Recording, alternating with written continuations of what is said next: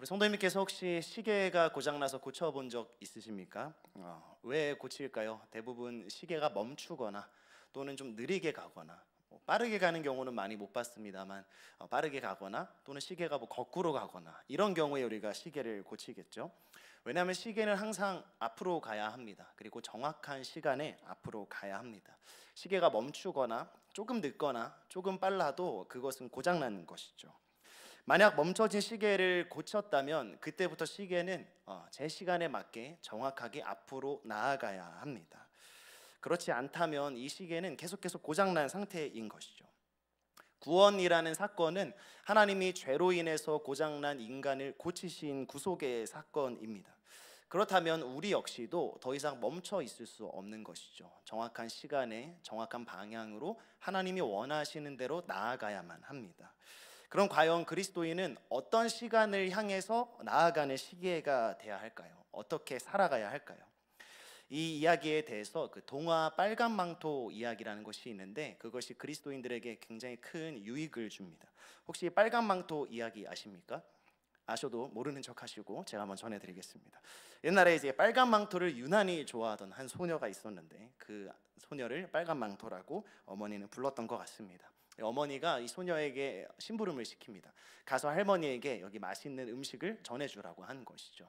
그래서 이 빨간 망토가 도시락을 이렇게 들고 이제 배달을 가고 있는데 누구를 만나죠? 어떻게 아셨습니까? 늑대를 만나게 됩니다. 늑대가 딱 보니까 도시락도 맛있어 보이는데 이 소녀가 좀 더 맛있어 보여서 결국에는 둘 다 잡아먹게 된 것이죠. 근데 늑대가 참 기술도 좋은 것이 씹어먹지 않고 한 번에 삼켰는지 이 소녀가 뱃속에서 계속 살아 있었습니다. 살려주세요, 살려주세요 하는 소리가 들렸는데 그때 마침 곁을 지나던 사냥꾼이 늑대가 자는 사이 소녀의 외침을 듣고 늑대에게서 소녀를 구출하기로 합니다. 그래서 아주 의료 기술이 좋게도 자는 사이에 수면 마취라도 한 것일까요? 배를 갈라서 소녀를 꺼냅니다. 그리고 늑대가 눈치채지 못하게 돌을 안에 넣고 다시 꿰맵니다. 더 놀라운 사실은 늑대가 그동안 잠을 자고 있었다는 사실이죠. 어쨌든 일어나는데 늑대는 유난히 배가 딸깍거려서 이제 갈증이 나는지 우물가로 향했고 사냥꾼은 때를 놓치지 않고 늑대를 밀어서 늑대를 죽였습니다. 늑대 참 불쌍하지 않나요? 그렇게 이야기가 행복하게 오래오래 살았습니다 하고 끝날까요? 그렇지 않죠. 이 이야기의 끝은 어떻게 되냐면 소녀가 도시락을 들고 할머니에게 무사히 가서 그 맛있는 도시락을 기쁨으로 누리는 것으로 이야기는 끝이 나게 됩니다. 이 이야기가 왜 우리에게 도움이 되냐면 이 빨간 망토의 이야기는 단순히 늑대에게서 구해지는 것으로 끝나는 것이 아니라 자신의 원래 임무를 마치는 것으로 끝난다는 사실이 유익을 주는 것이죠. 이 이야기가 그리스도인들에게 어떻게 대입이 되냐면 인간이 오늘 말씀을 보니까 하나님의 모양대로 형상대로 창조되었는데 하나님은 한 가지 분명한 임무를 줍니다. 마치 빨간 망토에게 도시락을 할머니에게 가져다 줘라고 말한 것처럼 너희가 가져야 될 한 가지 분명한 임무가 있는데 그것은 28절에 나온 바와 같이 생육하고 번성하며 땅에 충만하라 땅을 다스리고 정복하라는 명령입니다. 우리 이 교회에서는 이것을 문화 명령으로 받고 인간이 이 명령을 하나님으로부터 위임받았다고 알고 있죠. 근데 그렇게 이 아담과 하와가 그 일을 잘 하고 있다가 늑대를 만나게 됩니다. 정확하게는 뱀이죠. 정확하게는 사탄입니다. 그 사탄이 이 둘을 잡아먹게 됩니다. 죄로 오염시켜 버린 것이죠. 그래서 그때부터 창세기 2장부터 계시록에 이르기까지 인간들에게 가장 필요한 급선무는 늑대의 배에서 탈출하는 것, 즉 구원을 갈망하게 되는 것입니다. 근데 우리가 잘 아는 바와 같이 우리의 주 예수 그리스도께서는 위대한 사냥꾼께서는 그 사탄을 죄를 밀어내시고 우리를 구해내셨습니다. 아멘이십니까? 그런데 우리는 여기서 이야기를 끝내려고 합니다. 우리가 구원받았기 때문에 행복하고 신나고 찬양하는 것으로 우리의 이야기를 끝내려고 하는 것이죠. 하지만 우리의 이야기가 그렇게 끝나서 되겠습니까? 그렇지 않습니다. 우리에게 원래 있던 임무를 계속해서 수행해 나가야 하는 것이죠. 그리스도인들은 예수님을 찬양하고 예배하는 삶도 중요하고 우리에게 정말로 필요한 일이지만 동시에 우리가 맡았던 임무를 계속 해내야 합니다. 예수님은 우리를 구해주시고 승천하실 때 지상 명령이라고 해서 가서 제자를 삼으라 라고 말씀하셨지만, 거기에 이어서 내가 분부한 모든 것을 가르치라 라고 동시에 말씀하십니다. 태초의 말씀이신 예수님께서 가르치라 라고 하신 이 명령 안에는 우리가 원래 받았던 땅을 정복하고 생육하고 번성하고 충만한 것까지도 포함하고 있는 것이죠. 우리는 이제 예수님 안에서 바로 이 임무를 계속해서 행해야 합니다.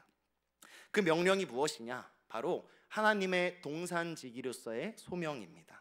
땅을 정복하고 다스리라는, 창세기는 이 하나님을 위대한 농부로 표현을 하고 있습니다. 정말 위대한 농부의 대리인으로서 우리도 이 세상에 이 피조물들을 잘 관리하고 정복하고 다스리면서 세상을 더 보기 좋게 아름답게 만들라는 것이죠. 근데 저도 그렇듯이 우리의 인생의 이 신앙의 전부가 마치 구원인 양 멈춰버립니다. 또는 어떤 분들은 신앙을 너무 영적으로만 생각합니다. 예배만 드리거나 영적인 생각을 하거나 경건을 쌓아서 신앙의 뭔가 정도를 올리는 것이 신앙의 전부라고 생각하는 것이죠. 땅과 자연은 그저 우리가 누리고 즐거워하는 것 정도로 치부해 버립니다. 이 자연을 도구로만 생각해서 우리는 잊어버리게 된 것이죠. 어떤 분들은 또 이렇게 생각하시더라고요. 어차피 우리가 죽어서 천국에 가면 이 땅은 다 쓸모없는 게 되는데 우리가 굳이 이 땅을 돌봐야 할 필요가 있는가? 라고 생각하기도 합니다. 그런데 오늘 말씀은 비록 창세기 말씀이지만 예수님의 구원을 감격하는 사람들이라면 이 임무를 잊어서는 안 되는 것이죠.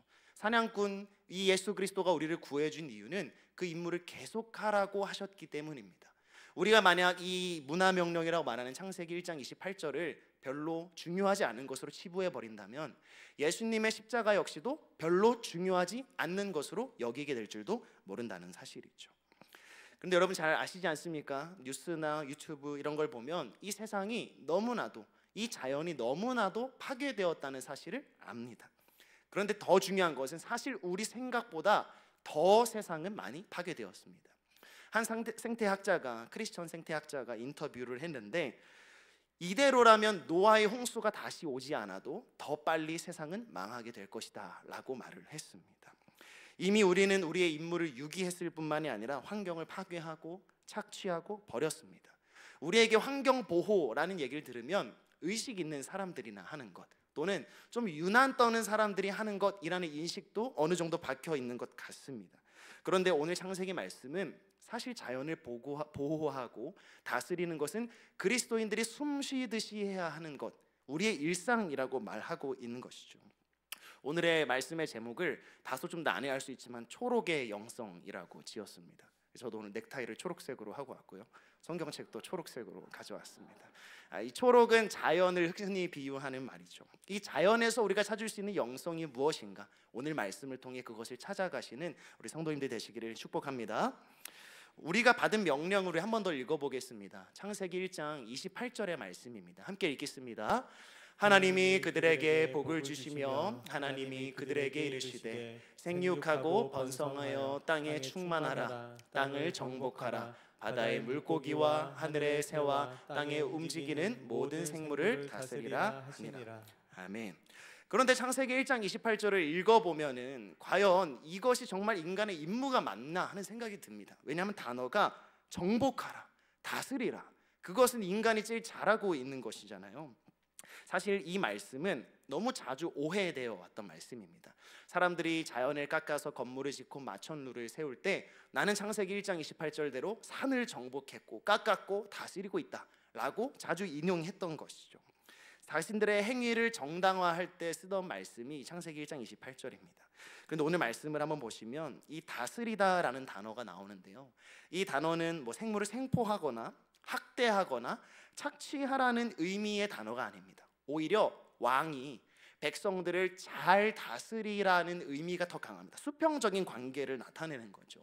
우리 조선시대나 또는 왕국의 왕들을 보면 우리가 막 왕처럼 살고 싶다 이런 말들 자주 하는데요, 혹시 조선시대 왕의 일과를 보신 적이 있습니까? 저는 그 일과를 보고 왕처럼 살고 싶다는 말을 접었습니다. 차라리 지금처럼 사는 게 더 나은 삶이거든요. 왕은 책임이 있고 의무가 있는 사람입니다. 그러니까 우리가 자연을 다스린다는 것은 책임과 의무를 다하라는 말이 들어있는 거죠.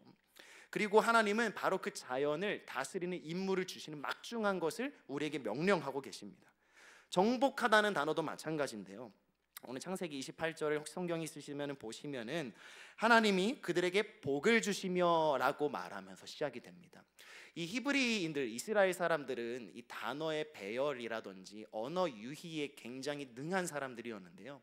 하나님이 복을 주시며라는 이 단어를 굳이 넣은 이유는 뒤에 나오는 정복하다, 다스리다, 충만하다라는 모든 단어가 하나님의 복과 연결된 단어이기 때문입니다. 그러니까 다스리고 충만하는 모든 것들은 하나님의 복을 얻기 위한 수단으로 사용되어야만 하는 것이죠. 근데 과연 정말 자연을 정복하는 것, 인간이 그것을 정복하는 것, 이런 의미가 하나님의 복을 받을 수 있는 것일까요? 그렇지 않습니다. 오히려 이 정복하다는 것은 하나님의 복을 받기 위해서 인간들에게 내어진 숙제와 같은 것. 어떻게 하면 자연을 정복함으로써 하나님께 영광을 올려드릴 수 있을까? 그냥 지으신 자연도 하나님이 기쁘다, 좋다고 하셨는데 인간이 어떻게 정복해야 하나님이 더 좋다, 기쁘다고 하실까를 고민하게 하는 말씀인 것이지 자연을 깎아내고 건물을 세우라는 말씀이 아닌 것이죠. 그러니까 이렇게 조금만 이해를 해도 하나님의 명령에는 생물을 잔인하게 대하고 학대하고 이용하고 땅을 파괴하거나 이런 의미는 조금도 들어있지 않다는 사실을 발견할 수 있습니다. 오히려 너희도 나처럼 창조의 일을 계속하고 이 동물들과 식물들과 세상을 다스리라는 책임과 사명만을 발견할 뿐입니다. 그런데 이 사명이 어떻게 타락하게 되었죠? 창세기 3장 17절과 18절은 그것을 우리에게 분명하게 보여주고 있습니다. 함께 읽겠습니다.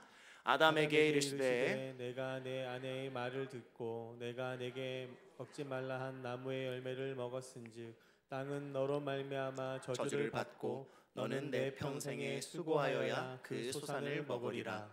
땅이 내게 가시덤불과 엉겅퀴를 낼 것이라. 내가 먹을 것은 밭의 채소인즉. 아멘. 이 말씀을 잘 보니까 이 타락은 많은 사람들이 인간에게만 작용하는 것이라고 생각하는 경우가 많습니다. 근데 오늘 말씀을 보니까 아담과 하와가 선악과를 따먹고 불순종함으로 인해서 저주를 받은 것은 인간뿐만 아니라 땅도 그 저주를 받았다고 말하고 있습니다. 인간 때문에 땅은 엉겅퀴와 가시덤불을 내기 시작했습니다. 그러니까 이 타락의 영향은 단순히 인간뿐 아니라 이 피조세계 전체에 퍼지게 되었던 것이죠. 그러니까 인간의 회복은 곧 자연의 회복과도 연결이 되어 있어야 합니다. 저희 개신교에서는 운명이라는 말을 잘 쓰진 않지만 이 자연과 인간의 관계를 위해서 저는 운명 공동체라는 말을 사용해보고 싶습니다.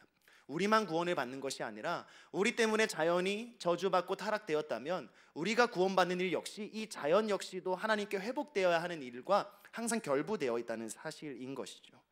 그러니 우리는 단순히 그렇구나, 정복하고 다스리다가 이런 의미가 아니구나 라고 생각하는 것만으로는 충분하지 않습니다. 하나님이 실질적으로 우리를 구원해내셨고 우리의 삶이 회복되기를 원하신다면 반드시 자연도 회복이 되어야만 하는 것이죠. 방주에서 갓 나온 노아의 이야기에 하나님이 이 자연을 얼마나 생각하시는지가 잘 나타나 있습니다. 창세기 9장 7절로 10절 말씀, 짧은 문장으로 되어 있으니까 한번 같이 읽겠습니다. 너희가 생육하고 번성하며 땅에 가득하여 그 중에서 번성하라 하셨더라. 하나님이 노아와 그와 함께한 아들들에게 말씀하여 이르시되 내가 내 언약을 너희와 너희 후손과 10절 읽겠습니다. 너희와 함께한 모든 생물 곧 너희와 함께한 새와 가축과 땅의 모든 생물에게 세우리니 방주에서 나온 것 모든 것 곧 땅의 모든 짐승에게니라. 아멘. 이 창세기 9장은 굉장히 놀라운 사실을 우리에게 알려주는데요. 구원은 단순히 인간만을 향한 하나님의 뜻이 아니라는 사실입니다. 하나님이 누구와 다시 언약을 맺으시나요? 그 배에서 나온 모든 생물들과 함께 맺으십니다. 즉 하나님의 구원은 인간뿐만 아니라 타락해버린 이 피조세계 전체를 회복하기 위한 놀라운 주님의 역사인 것입니다. 아멘이십니까? 예수님의 십자가는 우리와 하나님을 화목케 했고 우리와 이 땅을 다시 화목하게 했고 이 세상과 하나님을 다시 회복하게 하는, 화목하게 하는 총체적인 복음인 것입니다. 그러니까 예수님의 십자가는 이 세상에 있는 모든 관계를 되돌이키게, 회복하게 하는 놀라운 능력인 것이죠. 만약 우리가 아직도 이 땅에 희망이 있어서 이 땅에 살아가야 하는 이유가 있다면 그것은 하나님이 여기 있는 사람들을 다 휴거시켜서 하늘로 올라가시는 게 아니라 바로 이 땅에 여전히 하나님의 계획이 남아있기 때문일 것입니다. 여전히 하나님은 이 땅에 우리를 향한 계획과 이 세상과 자연을 향한 계획을 가지고 계시고 구원받은 우리들이 그 일을 계속해 나가시기를 원하고 계십니다. 만약 모든 것이 불에 타서 다 없어지고 우리가 새하늘 새 땅으로 이주해 버리려는 계획이었다면 하나님이 굳이 왜 이 세상을 회복시키려고 하시겠습니까? 우리는 하나님의 뜻을 다 알지 못하지만 지금 이미 임했지만 아직 오지 않은 하나님의 나라의 긴장 가운데 여전히 우리의 자연과 이 세계는 우리의 임무가 가득히 들어있는, 의무가 남아있는 곳이라는 생각을 우리는 꼭 해야만 하는 것입니다. 왜냐하면 성경 천국은 우리가 하늘로 가는 곳이 아니라 하늘에서 임하는 곳이라고 말하고 있습니다. 죽어서 천국 가는 것이 아니라 예수님과 함께 하나님 나라가 오는 것이죠. 그래서 우리가 자연을 돌봐야 하고 파괴를 멈춰야 하고 이 땅을 사랑하면 사랑할수록 더욱 주님의 재림을 간절히 기대할 수 있다고 저는 생각합니다. 우리의 멈춰진 시계가 있다면 오늘 이 말씀을 통해 우리가 다시 흐르게 했으면 좋겠습니다. 바로 그것을 돌아보게 할 이 초록의 영성 세 가지를 우리가 창세기를 기준으로 한 세 가지로 나눠보려고 합니다. 우리 첫 번째는 한번 같이 읽었으면 좋겠는데요. 읽겠습니다. 정복자가 아니라 동반자가 되라입니다.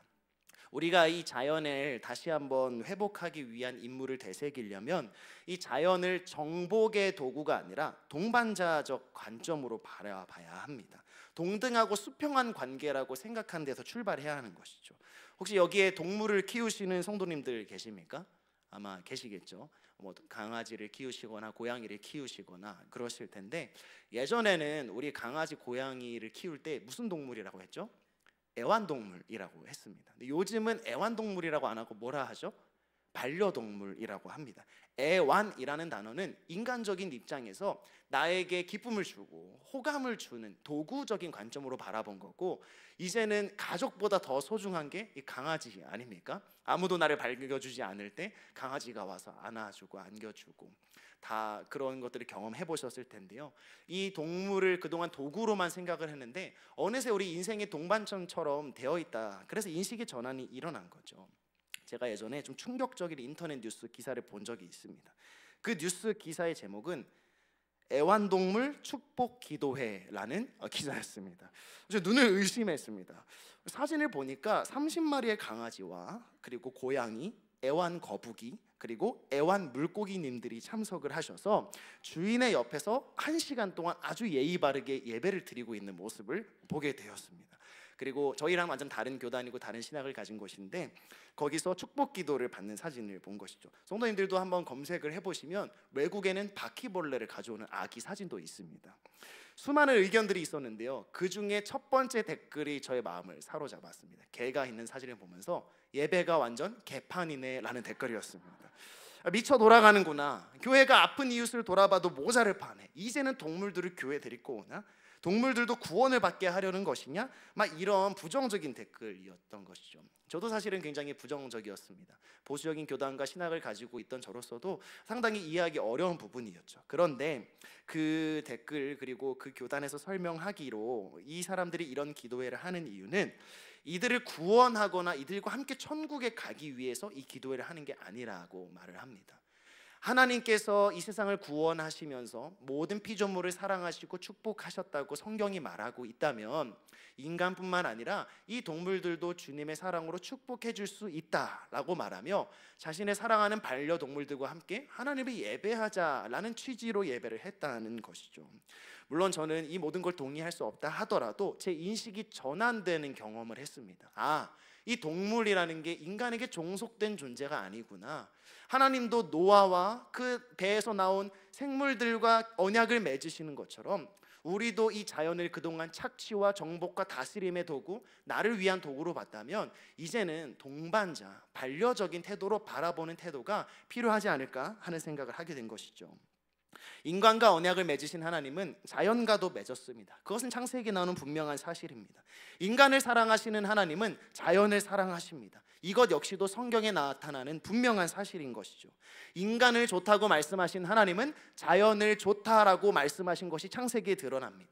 시편의 면면을 들여다보면 하나님은 자연을 통해서 찬양받으시는 분이라고 하고 자연 역시도 하나님을 찬양하고 있다면서, 특별히 시편 104편을 한번 보시면 이 아름다운 자연의 찬양이 어떻게 하나님을 놀랍게 높여드리고 있는지, 자연을 사랑하시는 하나님을 바라보게 됩니다. 하나님이 인간에게 자연을 맡기신 것은 귀찮은 일을 맡기신 게 아닙니다. 자신이 너무나 사랑하시는 이 자연을, 자신이 너무나 사랑하는 자신의 형상과 모양을 한 특별한 존재 인간에게 맡기신 것이죠. 그러니 우리는 이런 태도가 필요합니다. 그냥 도구로서 자연을 즐기는 것이 아니라 이 자연은 하나님이 우리에게 맡겨주신 동반자적인 관계에 있다는 것을 깨달아야 하는 것이죠. 그런데 이 세대가 그렇습니까? 현실이 그렇습니까? 그렇지 않습니다. 너무나 많이 파괴되었습니다. 인간들이, 그리스도인들이 그 인물을 너무 자주 잊어버린 것이죠. 우리가 음식을 먹을 때도 사실 그리스도인들은 수많은 책임과 의무를 져야 하는데 우리는 이 음식 역시도 그냥 너무나 당연하게 먹는 것 같습니다. 우리의 식탁에 올라오는 이 동물들 자세히 살펴보니까 24시간 동안 항생제와 성장 호르몬 주사를 맞으면서 좁은 케이지 안에 사료를 먹으며 절여져 버린 동물들이 우리 식탁에 오르고 있습니다. 지나친 개발과 돈을 위해 땅을 깎고 자연을 파괴하고 미세먼지는 심해지고 환경은 파괴되고 있고요. 일회용품을 사용할 때마다 자연은 울고 있지만 인간은 편리함 때문에 그것을 버리기를 주저하고 있습니다. 20분에 한 종의 생명체가 멸종하고 있다는 조사 결과가 있습니다. 우리가 가장 고통스러웠던 코로나 그 3년의 시기 동안 놀랍게도 멸종했던 종들이 다시 번식을 시작했다라는 뉴스가 쏟아져 나왔습니다. 인간적인 관점에서 보면은 코로나라는 것은 경제를 마비시키고 사회를 마비시키는, 우리 인간들을 아프고 하고 죽게 했던 그런 질병이었지만 자연의 입장에서는 드디어 인간이 우리를 착취하기를 멈췄구나 라면서 생명이 태동하기 시작했던 것이죠. 정말 아이러니하지 않습니까? 성경에 보니까 이 피조물들도 탄식하며 구원을 고대한다고 말합니다. 로마서 8장 21절 22절 말씀을 우리 한번 같이 읽겠습니다. 그 바라는 것은 피조물도 썩어짐의 종노릇한 데서 해방되어 하나님의 자녀들의 영광의 자유에 이르는 것이니라. 피조물이 다 끝까지 함께 탄식하며 함께 고통을 겪고 있는 것을 우리가 아느니라. 아멘. 우리는 그동안 이 피조물 하면 인간뿐인 줄 알았는데 이렇게 보니까 이 저주받은 세상에서, 죄로 물든 세상에서 피조물들도 구원을 바라며 탄식하고 있다는 것을 우리는 깨달을 수 있습니다. 기독교의 교부들은 하나님이 우리에게 두 가지 책을 주셨는데 하나는 바로 특별 계신 이 성경이고 하나는 일반 계신 자연이라고 말을 합니다. 우리가 성경을 소중히 대하는 것처럼 자연 역시도 소중히 대해야 하는데 20분에 한 종씩 우리가 예배를 드리고 있는 이 순간에도 6종의 생물이 멸종하고 만다면 우리는 신성모독을 하는 것과 다르지 않을까요? 우리는 우리의 식탁에, 우리의 삶에, 우리의 일상에 우리의 책임이 있음을 늘 기억하고 있어야 합니다. 성경은 자연 파괴에 대해서도 말하고 있습니다. 이 요엘서를 자세히 보면요, 요엘서는 자연 파괴에 대한 경고를 담고 있습니다. 요엘서 1장은 인간의 죄로 인한 토양의 파괴를 말하고 있고요, 2장은 수질 오염에 대해서 다루고 있습니다. 그리고 요엘서에서 이스라엘이 회복되는 것은 마치 자연이 회복되는 것으로 그려지고 있습니다. 이것은 저의 의견이 아니라 학자들이 말하고 있는 것입니다. 그러니 우리의 회복, 우리의 회심, 우리의 회개는 단순히 예배당에서만 해야 할 것이 아니라 우리의 식탁에서, 우리의 삶에서, 일상에서 자연을 동반자로 보고 그들을 회복하기 위한 하나님의 뜨거운 마음을 우리의 책임으로 여기면서 나아가는 태도가 필요합니다. 우리 사랑하는 성도님들께서 오늘 이 예배를 통해 자연을 우리에게 맡겨주신 우리의 동반자로 바라보는 시선을 회복하시기를 축복합니다. 근데 우리가 사실은 농사를 더 이상 짓지는 않고 있지 않습니까? 도심 생활을 하고 있고 자연을 돌보기가 좀 힘듭니다. 그렇다면 우리가 이 자연의 회복을 어떻게 실천할 수 있을까? 이 초록의 영성 두 번째는 우리 한번 같이 읽겠습니다. 불편함을 감수하라입니다. 우리가 지금껏 편하게 지낼 수 있던 것 중에 많은 것들은 사실 자연을 파괴하는 것을 너무 쉽게 생각했던 일 때문에 벌어진 경우가 좀 많이 있습니다. 일회용품 사실 너무 편하지 않습니까? 설거지 안 해도 되고, 특히 교회 같은 공간에서는 개인컵을 가져오기 힘드니까 일회용품을 많이 사용하는데 사실 이것이 자연을 얼마나 파괴하는지는 이미 우리가 알고 있는 사실입니다. 근데 불편해요. 불편해서 잘 안 하게 됩니다. 카페에서 혹시 개인컵 사용하시는 분들 있습니까? 저는 맨날 사용하고 싶은데 자꾸 집에 두고 오는 겁니다. 다음엔 가져와야지 하면서도 까먹게 되는 것이죠. 동물을 학대하는 식품 먹지 않는 것, 우유를 마시더라도 방목된 목장에 있는 우유를 마시는 것, 자동차 사용을 줄이는 것. 사실 초등학교 때부터 이런 것들이 자연을 회복한다는 거 다 알고 있는데 한 가지 문제점이 있는 것이죠. 불편합니다. 저도 이제 장을 보거나 할 때 이제 그 마트에 가면은 이 유제품 코너에 가서 고민을 하기 시작합니다. 이 계란을 사야 되는데 계란이 여러 종류가 있는 거예요. 동물 복지, 도대체 동물이 무슨 복지를 누리지? 뭐 약간 쉼이라도 가지나? 이런 생각을 든 동물 복지 달걀이 있고 그냥 달걀이 있습니다. 뭐가 차이가 있나요? 가격의 차이가 있습니다.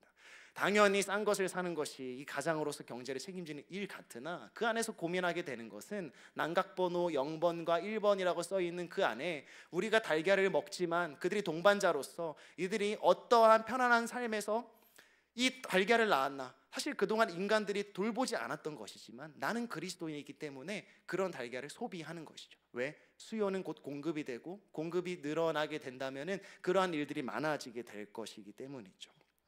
하지만 이 모든 것들이 다 불편을 감수해야 한다는 치명적인 단점이 있습니다. 우리 성도님들은 창세기 1장 28장을 읽으면서 이 불편을 감수할 준비가 되어 있으십니까? 이 불편이 유난 떠는 것이라 생각하지 않고 하나님이 우리에게 바라시는 것이라는 생각을 가지게 되시기를 간절히 소망합니다. 우리의 삶에서 하나씩 하나씩 바꿀 수 있는 것들은 바꿔나갔으면 좋겠습니다. 왜냐하면 자연과 우리는 연결되어 있기 때문입니다. 자연도 피조물도 탄식하고 있기 때문입니다. 우리는 그들을 다스리고 정복하고 충만하게 해야 할 임무를 가진 사람들이기 때문입니다. 그것을 우리가 유기한다면 우리는 실격되는 것이죠. 또 하나 아주 불편한 이야기를 하나 좀 드리고 싶습니다. 할까 말까 정말 고민했는데 혹시 우리 성도님들 고기 좋아하십니까? 저도 고기 좋아하는데요. 제가 많이 먹지는 못하지만 맛있게 먹는 것은 잘 할 수 있습니다. 근데 이 고기에도 사실 엄청 불편한 진실이 있습니다. 알고 싶지 않은데 알게 되었습니다. 육류가 엄청난 양의 메탄가스를 체내에서 방출한다는 거죠. 말하자면 방구 같은 거를 끼는 건데요. 근데 이게 그냥 보통의 양이 아닙니다. 지구에 있는 온실가스의 14%를 지구에 있는 가축 15억 마리가 내뿜고 있다는 사실이죠. 여기서 끝나는 게 아니라 소고기 1kg을 축산업에서 생산하는 데 드는 물의 양이, 소고기 1kg을 생산하는 데 드는 물의 양이 15,000리터라고 합니다. 인간 한 명이 샤워를 꾸준히 한다는 가정하에 5개월 동안 샤워할 수 있는 물의 양이 소고기 1kg 안에 들어가 있는 거죠. 햄버거 하나를 먹으면 그 사람이 20일 동안 씻을 수 있는 물을 소비하게 되는 것입니다. 갑자기 분위기가 너무 지식 채널처럼 되어버렸나요? 우리가 이 고기를 먹을 때에도 맛있게 먹으면 되지 라고 생각하지만 사실은 이 자연에서 너무나 많은 것들이 소비되고 있다는 사실을 알고 있어야 한다는 거죠. 저는 채식주의자가 되라는 말을 드리는 것은 아닙니다. 고기를 어떻게 끊냐고 말씀하시는 분도 계시겠죠. 고기가 우리에게 주는 유익도 분명히 있습니다. 하지만 우리가 조금 줄일 수도 있고 덜 먹을 수도 있고 마음의 감동이 있다면 채식을 할 수도 있습니다. 물론 여기서 이 축산업 관련 종사하시는 분들에게 있어서 정죄하는 것은 아니지만 제가 말씀드리고 싶은 것은 우리에게 이런 것을 직시하고 조사하고 현명하게 소비해야 하는 책임이 분명하게 있다는 사실이죠. 그냥 덮어놓고 정말 고기가 맛있다 이라는 것은 식기도를 아무리 주님께 드린다고 하더라도 하나님의 마음에는 너무 슬프지 않을까요? 그러니 이번 주일부터 교회에서 고기가 안 나온다고 해서 불평하지 마시기 바랍니다. 우리가 일주일에 한 번이라도 이런 것들을 줄일 수 있는 그러한 실천들을 한번 가정에서 실천해 보시면 어떨까? 이 초록의 영성으로 함께 나눠 보았습니다. 마지막 세 번째 초록의 영성은 한번 같이 읽었으면 좋겠습니다. 생태적 감수성을 키우는 것입니다. 생태적 감수성, 이런 단어 들어보셨나요? 사실 생태적 감수성이라는 말은 근 10년 이동안 정말 많이 나오고 있는 단어입니다. 우리가 하루아침에 환경 파괴를 일삼는 모든 것을 다 버릴 수 있으면 좋겠지만 그것은 사실 너무 어려운 일이라면 첫 번째 발걸음은 생태적인 감수성을 키우는 것으로 시작해 볼 수 있습니다. 말하자면 이 자연을 나의 동반자요 반려자로 여기는 감수성인데요. 제가 이해하기 쉽게 하나의 예를 들어드리겠습니다. 이 가톨릭에는 수호 성인이라는 개념이 있는데 우리 지금은 전 교황인 이 프란치스코 교황이 있습니다. 이 프란시스코 교황의 이름은 이 중세 시대 아시시라는 곳에 성 프란시스코의 이름을 따왔는데, 이 프란시스코는 동물들의 수호 성인입니다. 이 프란시스코는 새들과 그 성인이 지나가긴 하면 새들이 어깨에 안고 자연과 굉장히 친했다고 일컬어지는 인물인데, 어느 날 늑대가 나타나가지고 마을을 습격을 했습니다. 이 주민들이 어떻게 했을까요? 삼지창과 칼을 들고 늑대를 죽이러 가고 있었습니다. 그때 이 성 프란시스코가 나와서 잠시만요, 제가 늑대와 원만히 대화를 해보겠습니다 라고 말을 했다고 합니다. 그리고 실제로 늑대에게 다가가서 늑대에게 왜 마을까지 내려왔니? 라고 물어봤더니 너무 추워 산에 먹을 게 없어서 사실 음식을 조금 동양하고 우리 애기 늑대 애기한테 밥을 좀 주려고 내려왔다. 아, 그런 거였구나. 우리 놀랐잖아. 음식을 좀 줄게. 다시 돌아가서 원만하게 합의를 했다는 그런 전설이 내려오거든요. 제가 이 이야기를 왜 설교 중간에 굳이 드리자면은 생태적 감수성이라는 것은 어쩌면 이런 것이 아닐까 싶습니다. 우리 태도를 바꾸거나 우리가 뭔가 정말 대단한 일을 할 수 있다면 참 좋겠지만, 이 동물들을 그저 도구로만 바라봤고 늑대가 오면 위협이 되니까 죽여야만 한다는 이런 생각을 가지고 있던 우리가 이 성 프란시스코를 통해 우리가 대화할 생각을 안 해봤네? 라는 마음을 갖는 것이 어쩌면 생태적 감수성과 가까울 수 있다는 것이죠. 다스리다라 정복하다라는 이 단어를 돌봄과 섬김으로 읽을 줄 아는 것이 생태적 감수성입니다. 나에게 위협이 된다고 해서 물건처럼 치워버리지 않는 것이 감수성인 것이죠. 아담이 피조물들에게 이름을 주어줍니다. 아담이 너는 1번, 2번, 3번, 4번 해가지고 번호로 지어주지 않았습니다. 아마도 제 상상은 그렇습니다. 너는 코가 기니까 코끼리 이렇게 지어주지 않았을까요? 너는 목이 기니까 기린. 물론 한국말로 지어주진 않았겠지만, 그렇게 아담은 이 하나님이 지으신 생명체에게 애정을 담아서 사랑을 담아서 이름을 지어줬겠죠. 왜냐, 우리가 우리 자녀 이름을 지을 때만 하도 엄청 고민하고 뜻을 담고자 하고 있지 않습니까? 마찬가지로 우리가 자연을 볼 때 그 안에 담긴 하나님의 사랑, 하나님의 마음을 읽고 우리도 그것을 마음으로 느낄 수 있는 것이 바로 생태적 감수성인 것입니다. 아담을 보며 생각하며 시편을 보면서 하나님을 찬양하는 것이죠. 자연을 누리면서 경치 좋다, 끝내준다, 사진 하나 찍자 이렇게 해서 자연을 소비하는 게 아니라 이 자연들도 하나님을 찬양하고 있다는 것을 누리면서 하나님과 같이 찬양하는 이런 마음, 어찌 보면 너무 순진하고 나이브하다 생각하실 수도 있지만 이런 것들이 생태적 감수성의 일부입니다. 제가 고등부 학생들을 담당하고 있지 않습니까?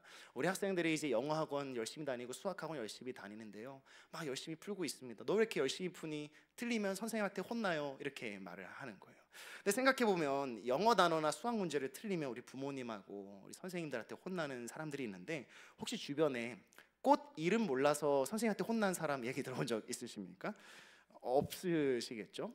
저희 아버지는 이제 시골에서 상경하셨는데요, 충청북도 영동군 학산면 지내리 넘벌 마을에서 나오셨습니다. 저도 이제 1년에 몇 차례씩 그 시골에 가는데 정말 말하자면 깡촌이라고 말하는 아무것도 없는 또랑강 하나 있는 시골인데요, 이제 거기에 가면은 저희 아버지가 이렇게 물어보시는 거예요. 진혁아, 너 저게 무슨 잎인 줄 아니? 저게 무슨 식물인 줄 알아? 이렇게 물어봅니다. 제가 아버지보다 더 아는 영어 단어가 많을 거고요, 더 똑똑하고 더 박식하겠지만 그 순간 부끄러워지더라고요. 내가 저 식물의 이름을 하나도 모르는구나, 이런 것이 좀 창피했습니다. 저희 아버지가 저를 놀리는 건지 아닌지 모르겠는데 호두가 나무에서 열린다고 말씀을 하시는 거예요. 저는 안 믿었습니다. 근데 아버지가 호두나무에 있는 그 동그란 거를 탁 까니까 그 안에 진짜 호두가 있는 것입니다. 저는 깻잎이 깨에서 나온다는 사실을 모르고 있었습니다. 알고 계셨나요? 이런 것도 모르면서 내가 과연 정말 하나님의 이 세상을 맡은 자라고 할 수 있는가 충격을 받았던 것이죠. 식물마다 각자의 이름이 있다는 것을 깨닫게 된 것이죠. 그 이후로 아버지와 그렇게 시골을 다닐 때마다 자연에 좀 더 관심을 가지게 된 것 같습니다. 봄이 오면 봄꽃이 핀다고 하는데 사실 알고 계시는 것처럼 봄꽃이 한 번에 다 핍니까? 그렇지 않습니다. 제가 조사해 본 바와 제가 지금까지 본 바에 따르면 목련이 제일 일찍 피는 것 같습니다. 그리고 이에 질세라 개나리들이 갑자기 피어오르고 진달래가 피고, 그러다가 아름다운 벚꽃이 하늘을 수놓고 있습니다. 여름이 올 때쯤이면 새빨간 장미들이 피어나기 시작하죠. 여름이 되면 해바라기가 숨었던 고개를 들기 시작합니다. 여름이 지나면 코스모스가 다시 한번 고개를 들죠. 저는 때로 왜 하나님이 나에게 이렇게 응답하시지 않지? 왜 이렇게 나에게 일하시지 않지라고 생각할 때마다 하나님은 때와 시에 따라 이 자연을 돌보고 계시고 지금도 섭리하고 계시는구나를 자연을 통해서 깨닫게 됩니다.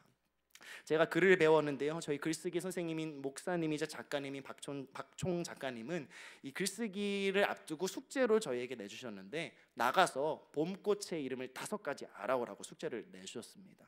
요즘 카메라가 좋으니까 가서 카메라로 착 찍으면은 무슨 꽃인지 다 알려주더라고요. 가서 이 꽃을 많이 봐왔는데 이름을 모르던 꽃의 이름을 알게 되고, 아스팔트 사이엔 꽃의 이름을 알아보면서 이런 이름이 있구나, 마치 이 꽃이 무슨 대상인 것처럼 저에게 더 가까이 나아오게 돼서 함께 글을 썼던 기억이 납니다. 생태적 감수성이라는 것은 우리가 어떤 거창한 이런 적용을 하지 않더라도 오늘 집에 가시면서 또는 내일 부부끼리 산책을 하시면서, 아니면 우리 반려동물과 산책을 하면서 그 꽃의 냄새를 맡아보고, 이 꽃을 하나님이 어떻게 지으셨을까, 왜 지으셨을까, 이름은 무엇일까, 이런 것들을 알아보며 자연과 하나가 되는 것, 그것이 어쩌면 하나님이 우리에게 기뻐하시는 그런 삶의 예배가 될 수도 있을 것이라고 생각합니다. 자연을 사랑하고 아끼게 된다면 우리의 임무는 자연스레 지켜지게 될 것입니다. 왜냐하면 성경은 사랑이 모든 것을 이긴다고 말하고 있기 때문입니다. 이제부터 우리가 자연을 동반자로, 또는 자연을 위해 불편함을 감수하기 그 전에 자연을 사랑하는 마음, 하나님이 주신 이 자연을 더 가까이 하는 마음을 가질 수 있기를 간절히 소망합니다. 말씀의 결론을 맺으려고 합니다. 우리가 신앙생활을 하다 보면 어쩔 수 없이 너무나 영적이게 되고 개인적으로 되는 것은 피할 수 없습니다. 시야가 좁아지는 것도 어쩔 수 없죠. 우리가 하나님 나라를 기대한다고 말하고 예수님이 다시 오실 거라고 말하지만, 사실 우리 안에는 그런 것을 기대 안 하는 순간들이 더 많은 것 같습니다. 왜냐하면 우리의 신앙이 실천이 없고 머리로만 할 때가 더 많기 때문이라고 생각합니다. 그런데 이제는 마치 빨간 망토가 상처투성이고 다쳤고 도시락이 망가졌을지라도 할머니가 기뻐할 것을 위해서, 임무를 위해서 끝까지 갔던 것처럼 우리도 걸음을 옮길 때라고 생각을 합니다. 이 말씀을 사실 제가 작년 평신도훈련 성경대학반을 할 때 짧게 나눴던 적이 있습니다. 그랬더니 어떤 분들이 간증을 하시더라고요. 어떤 분은 자가용으로 2시간이면 왕복을 하는 곳에 출근하고 계시는데 대중교통으로는 4시간이 걸린다고 합니다, 왕복. 그런데 환경을 위해서 대중교통을 이용하신다고 하시더라고요. 어떤 분은 집에 있는 일회용품을 다 버리고 아파트 단지에 있는 분리수거 안 돼 있는 거 보면 다 분리수거를 해서 더 철저하게 하신다고 하셨습니다. 어떤 분은 이때다 싶어서 아내를 설득해서 전기차를 구매하셨습니다. 혹시 전기차 구매할 계획 있으신 분들은 오늘 설교를 좀 이용해 보시면 어떨까 싶습니다. 이런 행동들, 이 실천들은 저는 하나님이 기뻐하시는 삶의 예배라고 생각을 합니다. 왜냐하면 로마서 12장 2절에는 이렇게 나오고 있는데, 우리 한번 같이 읽겠습니다. 너희는 이 세대를 본받지 말고 오직 마음을 새롭게 함으로 변화를 받아 하나님의 선하시고 기뻐하시고 온전하신 뜻이 무엇인지 분별하도록 하라. 세대를 본받지 말고 마음의 변화를 받아서 하나님의 선하시고 기뻐하시고 온전하신 뜻이 무엇인지 분별하라는 것이죠. 근데 이 말씀 12장 1절 말씀을 보면요, 또 어떤 말이 나오냐면은 너희가 너희 몸을 하나님이 기뻐하시는 거룩한 산 제물로 드리라고 말합니다. 그리고 그게 영적인 예배라고 말을 합니다. 예배라는 것은 단순히 영적으로만 드리는 것이 아니라 우리의 몸으로서, 실천으로서 하나님의 임무를 해나가는 것, 그것이 하나님이 기뻐하시는 삶의 예배입니다.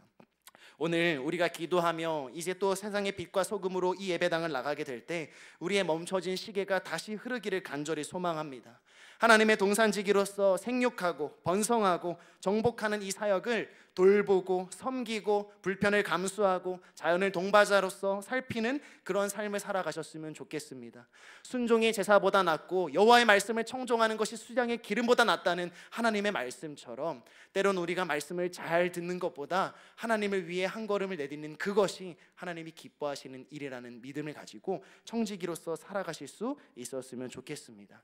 그래서 저는 확신하건대 우리가 자연을 사랑하면 사랑할수록 하나님을 더 사랑하게 될 것이라 믿습니다. 우리가 자연을 지키며 이 땅을 지킬수록 마침내 도래하게 될 하나님 나라를 더 기대하게 될 것이라고 확신합니다.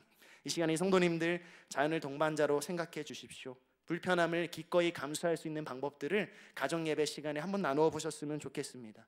그리고 자연에 관한 생태적 감수성을 키우기 위해 끝없이 자연과 교류하셨으면 좋겠습니다. 그리고 이것을 선택이나 유난 떠는 일이 아니라 일상이자 예배로 생각하셨으면 좋겠습니다. 우리가 가능한 것부터 한 걸음 한 걸음 내딛는 그 초록의 영성, 그 위대한 여정에 오늘 말씀을 통해 우리 성도님들을 초청하고 싶습니다. 함께 기도하겠습니다.